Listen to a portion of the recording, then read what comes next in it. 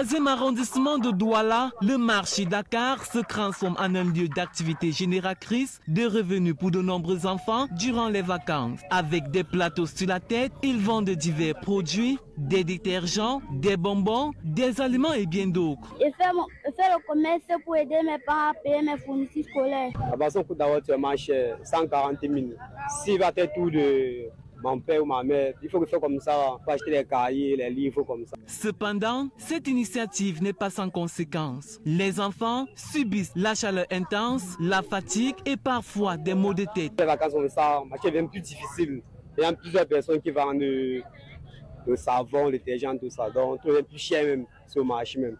Moi, je peux à telle boutique. Chacun dit son prix, tout du produit, donc on ne comprend plus rien au pays même. Donc, ça devient difficile en plus. Les parents, bien qu'ils n'approuvent pas toujours cette situation, se sentent obligés d'accepter. Ce n'est pas une bonne chose, mais nous, on n'a pas le choix.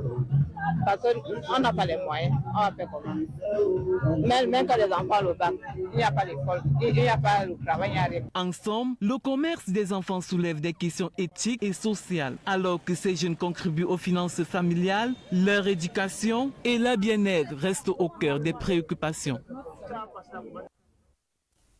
Vous ne le saviez peut-être pas, la ville de Ngaoundéré abrite la 6e clinique anticorruption de la CONAC. Cette activité qui s'étale sur une semaine organisée dans l'optique de rapprocher l'institution des citoyens. Pour ce faire, des équipes mobilisées pour la circonstance vont recueillir et examiner